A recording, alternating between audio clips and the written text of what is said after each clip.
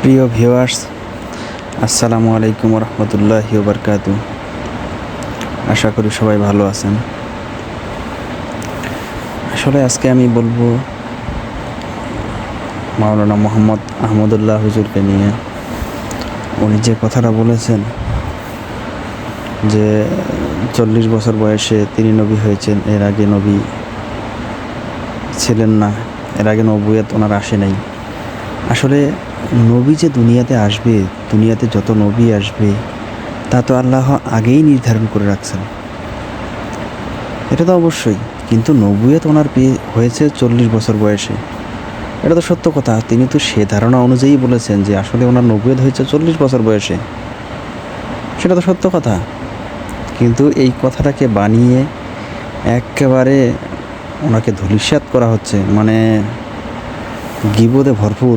মনে রাখবেন, একজন মানুষের যখনই আপনি গীবত করবেন, এই ঋণটা আপনার জমা হয়ে আছে, এই ঋণটা পরকালে ওনাকে নেকি দ্বারা পরিপূর্ণ করে দেওয়া হবে। তো কারো গীবত করার আগে সাবধান। গীবতের ঋণ কিন্তু এত সহজে পরিশোধ হয় না। গীবত কতটা ভয়াবহ তা হয়তো বা আপনি ভালো মতো করে জানেন না। জানেন তো সবাই, তার কারণ মুসলিম যারা, তারা সবাই জ্ঞানী। কোরআনে বলা আছে, যারা ঈমান এনেছে তারা প্রকৃত জ্ঞানী, যারা মুসলিম তারাই প্রকৃত জ্ঞানী। আপনি অবশ্যই জ্ঞানী, সবাই অবশ্যই জ্ঞানী। আর তাহেরি হুজুর যেভাবে শুরু করে দিয়েছে, আসলে তাহেরি হুজুরের কোনো ওয়াজ কিংবা কোনো কথোপকথন আমি আমার ফেসবুকে শেয়ার দিই না।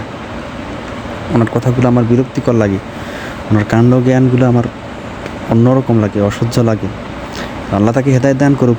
আপনার কেমন লাগে জানি না, কার কেমন লাগে জানি না, কিন্তু আমি আসলে পার্সোনালি ওনার কথাগুলো পছন্দ করি না। কিন্তু আহমদুল্লাহ হুজুর যে উনি যে বিনয়ী, উনি যে নম্রতার সহিত কথাগুলো বলে, সেগুলা খুব কম মানুষ আছে, খুব কম মানুষের মধ্যে এত নম্রতা পাওয়া যায়।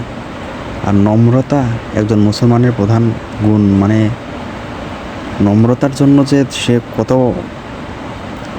উপরে যাবে, কত উপরে থাকবে, তা তো আপনি ভালো মতো করেই জানেন। আর উদ্ধত আচরণ হচ্ছে তাহেরি হুজুরের উদ্ভট আচরণ। আসলে যাক, ওনার গীবত করতেছি না, আল্লাহ মাফ করুক, আল্লাহ হেদায়েত দান করুক। কিন্তু আহমদুল্লাহ হুজুরকে নিয়ে এত নেগেটিভ কথা বলার কারণেই আমি আসলে কথাগুলো বললাম। তো আল্লাহ ওনাকে রক্ষা করুক, হেফাজত দান করুক। ভুল ভ্রান্তি কার হয় না? তো ওনার পরিমাণে এত কম, অনেক কম, অনেক অনেক অনেক কম। আসলে ভুল ধরতে গেলে বেশি করে তাহেরি হুজুরের বের হবে, কতগুলো যে ভুল বের হবে তা আল্লাহ ভালো জানে, আপনিও ভালো জানেন। তো এগুলো বলাটাও ঠিক না। আল্লাহ মাফ করুক, আল্লাহ তাদেরকে হেদায়েত দান করুক। আল্লাহু আকবার।